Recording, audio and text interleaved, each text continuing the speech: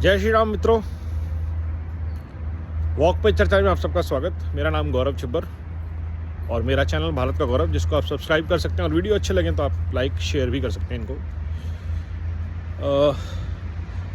विकसित भारत संकल्प यात्रा चल रही है और क्या फ़र्क है भारत के विकसित होने की यात्रा यहाँ से 2047 की जब हम बात कर रहे हैं और पाश्चात्य विकास में, चाइना विकास में। ये हमें समझना बहुत ज़रूरी है क्योंकि आज हम जिस भारत की नींव डाल रहे हैं आज़ादी के 70-75 साल बाद, ये भारत आने वाले वक्त में समय में क्या रूप धारण करेगा ये आज तय होगा। और विश्व में पतन जो पिछले 100 साल में हुआ है उसमें सबसे बड़ी जो बाधा है वो है विकास का मॉडल, डेवलपमेंट का मॉडल। विश्व ने क्या चुना?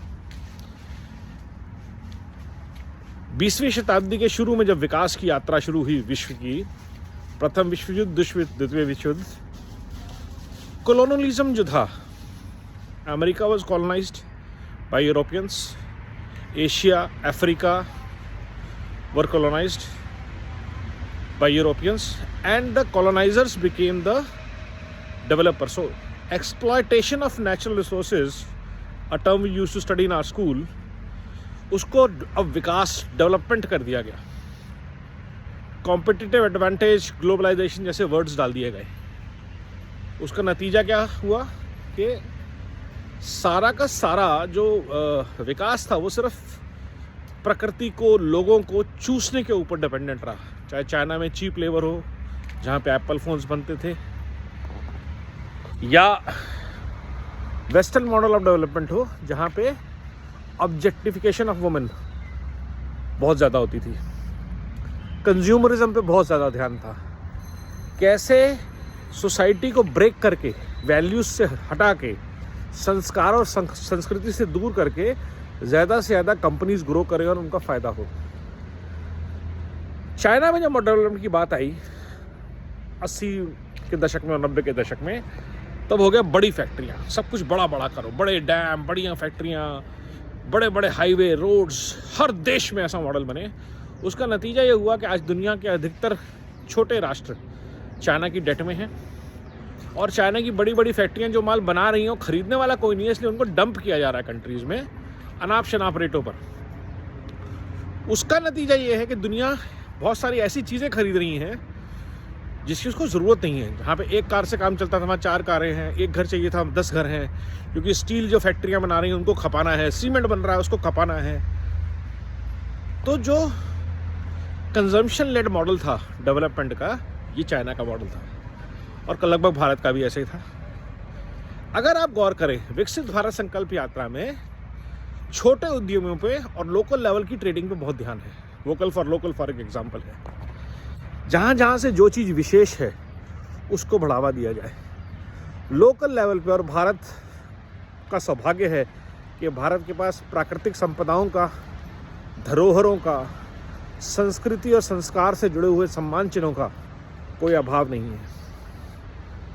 तो भारत में जब लोकल लेवल पे टूरिज्म डेवलप होता है तो जो वैल्यू जो ग्लोबल लेवल से इंडिया क्रिएट करता है, आईटी कंपनीज के एम्प्लॉइज क्रिएट करते हैं, बड़े बड़े लोग क्रिएट करते हैं, वो सारा पैसा भारत के दूर दूर तक इलाकों तक पहुंचता है, उद्यमियों तक पहुंचता है।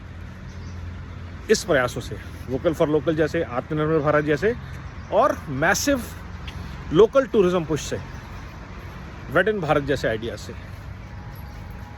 तो अगर हम इस चीज़ों को देखते हैं तो विकसित भारत का जो मंत्र दिया है मोदी जी ने, वो प्रोडक्शन, सर्विसेज और एग्रीकल्चर का बहुत अच्छा मिक्स है।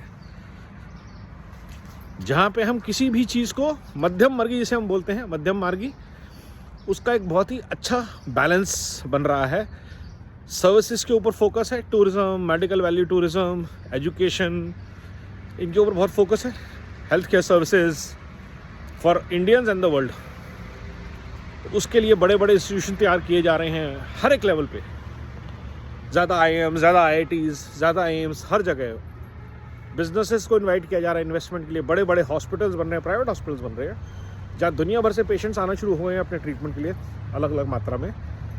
जो आयुर्वेदिक पद्धतियाँ हैं उनको बढ़ावा दिया जा रहा है, जिसमें केमिकल्स, टॉक्सिन्स कम से कम है। इसी तरह एजुकेशन के लिए बहुत सारे नए लेवल ऑफ यूनिवर्सिटीज़ और नॉलेज सेंटर्स खुल रहे हैं। तो ये सब जो प्रयास है, और टूरिज़्म का तो हम देख ही रहे हैं, आज़ाद भारत में पहली बार नई टूरिज़्म डेस्टिनेशंस या तो डेवलप की जा रही हैं या पुरानी को नए तरीके से रिवाइव किया जा रहा है। तो ये सारे जो प्रयास हैं, विकसित भारत का जो अर्थतंत्र बन रहा है, वो infrastructure led development to get more people moving to add to the boost of the services, और यही सर्विसेज अब भारत एक्सपोर्ट करेगा। तो instead of only manufacturing led organisations which was a model of China, or consumer led development for brands and businesses, which was a western model of development, Bharat will focus on services led development, सेवाओं का, अतिथि देवो भव, सेवा परमो धर्म, ऐसे विचारों को लेकर भारत आगे बढ़ेगा विकसित भारत संकल्प यात्रा में। और ये बहुत बड़ा फर्क होगा दुनिया के लिए, जहाँ पे एक्सप्लॉयटेशन से ज़्यादा सर्कुलर इकोनॉमी की बात होगी, पावर एनर्जी को रिड्यूस करने के लिए सोलर अलायंस की बात होगी, वसुधैव कुटुंबकम की बात होगी, जिसको जो चाहिए वो लो बट एक्सप्लॉयटेशन ना हो, फेयर प्राइस मिले लोगों को, किसानों को। तो ये जो भारत ने नया मॉडल किया है, धरती से कंप्लायंट, इसलिए अर्थशास्त्र EARTH मॉडल, अर्थशास्त्र का जो नया मॉडल दिया है भारत ने, ये विकास की एक नई परिपाटी को शुरू कर रहा है।